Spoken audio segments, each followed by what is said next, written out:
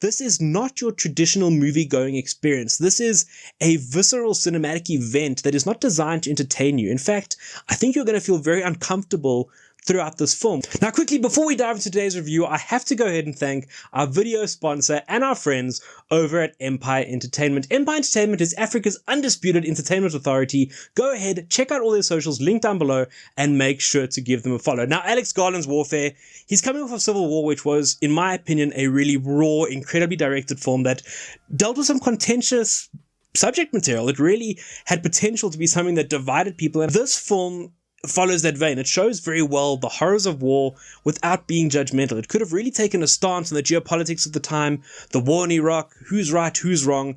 That is not what this film's about. This film is about a group of soldiers, a group of brothers who you follow throughout their journey. And the genius here really was co-writing and working together with Ray Mendoza, who is, of course, an Iraqi war veteran. He was there on the day, and the film is shown through his eyes and the memories of him as well as other veterans who survived the day. There's an entirely new feel to this kind of war film. I think a lot of future conflict-based films are going to draw off of elements of warfare and put that into their films, and the movie industry and the genre is going to be better for it.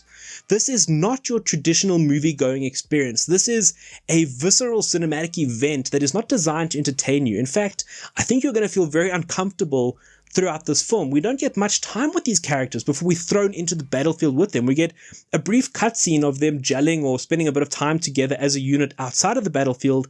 The rest of the film takes place in a precise timeline. So if, for example, they say to you that reinforcements are 10 minutes out, that's 10 minutes of screen time. You live that with the actors. So that level of tension and discomfort is really present throughout the film from the moment we are on mission with them and deal with the fact that they have to go into a family's home, take the home over, and use it as a scouting point for their mission. We don't even know what their mission is. We just know that we are with them, we are following them on their journey, and we have to deal with the horrors they face and the things that they inflict on other people, even as they go about their work. The sound design, there's no soundtrack to speak of in this film because they are focused on immersing you in the world of conflict, in the world of Iraq 2006. Things like dogs barking in the distance, they've kind of amplified those little notes, those little points, as things the soldiers would be on edge for. As a looming threat starts to build for these characters, they know the threat is coming. They can sense it coming. They can see the enemy surrounding. They can see the enemy massing. They're in radio contact. They lose air support. And when they lose air support, we lose that visual as well. So we also then brought into their world, the tension builds. And when that tension is finally broken and the battle breaks out, it still feels surprising. And that would have been, I would imagine, how they felt on the day. They trained for this. They prepared for it. The same way we as an audience know what's coming. When it happens, you still get a surprise. You still get a fright. You're thrown into the action. And it is incredibly gory.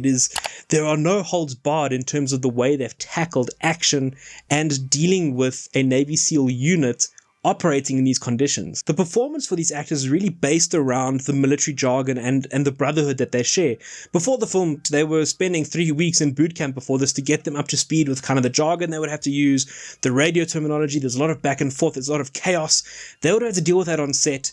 And of course, with the film being filmed chronologically and the set being broken down over time, which is a really, really cool fact that I loved about the making of this film, there's no time for going back. There's no time for fixing it. So they had to operate as a unit on screen, and it really comes across that way. Will Poulter does a great job of being the commander, and we see him probably undergo the most character development, I would say, in this. There's no real storyline here as much as it's just a survival mission. So if you're looking for something more like Black Hawk Down or Hacksaw Ridge, that's definitely not what you're getting here. This is more of a POV documentary style kind of film that really takes you into the soldier's boots and takes you on this journey with him as things go from bad to worse. Now, that's not to say that there aren't some powerful themes that you can chew on throughout the film. I think because you've spent all of the time with this specific unit, when they meet up with other units who haven't gone through what they've gone through, they haven't sustained the same casualties, they haven't had their sense of control taken away from them. You know, we always see Navy SEALs depicted in the media as always being slick and smooth and controlled and ready.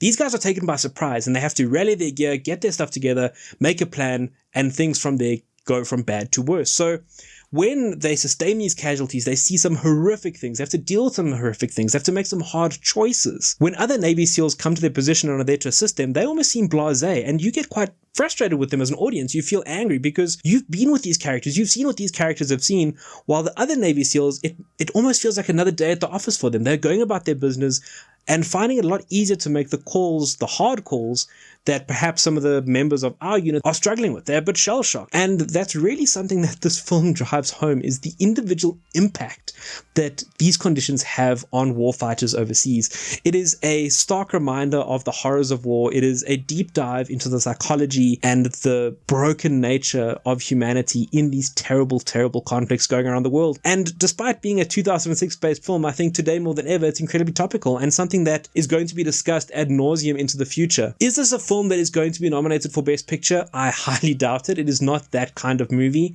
But if you are an Alex Garland fan and you feel that he was overlooked for Civil War and that he should have got a bit more praise, I think that we could see some technical aspects of this film garnering some Oscar support come award season. The fact that this is so well designed, the immersion that you experience during this film is something that I think we are going to see a possibility of some of these technical aspects being brought forward to award season. But I think beyond that, the most important thing to take away from this film is that the genre is going to borrow from this. This is not just another war movie. You're going to feel something when you watch this movie. The movie ends and leaves you thinking. There's no defined answer. There's this confusion almost as to, well, who won? What was the point of that? Does war have a point? And that, I think, at the end of the day is going to be the message that audiences take home from this and discuss on the car ride home from the cinema. But all that being said, I want to hear from you. Is this a kind of movie you need to go out there and see? Do you prefer more of a linear storyline, a Saving Private Ryan or Hacksaw Ridge, or is something like this really piquing your interest? If you have seen it, let me know what you think of the film down below, and I look forward to seeing all of you guys in the next video.